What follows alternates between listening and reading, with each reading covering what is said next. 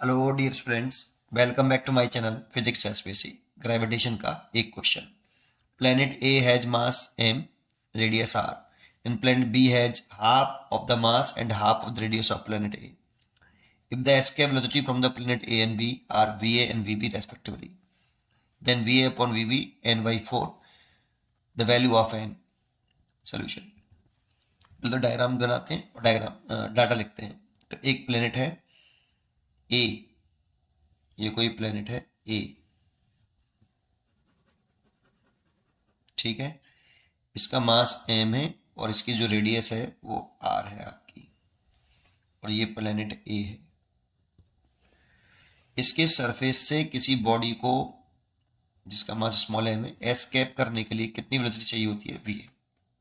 That means इस planet के gravitational field से ये बॉडी बाहर चली जाए, दैट मीन्स इनफाइनाइट में पहुंच जाए, उसकी वेलोसिटी 0 हो जाए और कभी रिटर्न ना करे। उस मिनिमम वेलोसिटी को हम एस्केप वेलोसिटी बोलते हैं। और ये फॉर्मूला होता है रूल के अंदर 2g, जिस प्लेनेट के सरफेस से बॉडी को एस्केप कराना है।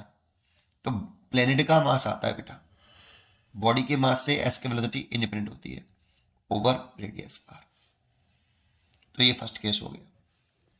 सेकंड केस में कह रहा है कि एक अनदर प्लेनेट है b, जिसका मास आधा है और रेडियस भी आधी है a के। तो ऐसे ना लें उसको कि ये प्लेनेट बी है आपका, ठीक है, ये प्लेनेट बी है। अगर ये प्लेनेट बी है, इसका मास अगर आधा है m/2 और रेडियस भी आधी है r/2, यहां से उसी बॉडी को जिसका मास स्मॉल m था उसको प्रोटेक्ट करने के लिए, एस्केप करने के लिए एस्केप वेलोसिटी vb है। दैट मीन्स इस बॉडी को भी इस प्लेनेट के ग्रेविटेशनल फील्ड से बाहर निकालना है।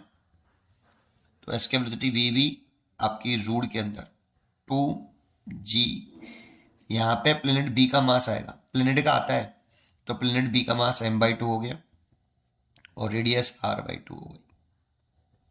देखो 2 से 2 कैंसिल हो गया, तो V B is equal to आ गया रूल के अंदर 2g कैपिटल m/r। ये क्वेश्चन नंबर 2 हो गई। अब हमें क्वेश्चन में गिवन है कि जो va अपॉन vb है ये n/4 है, तो find the value of n।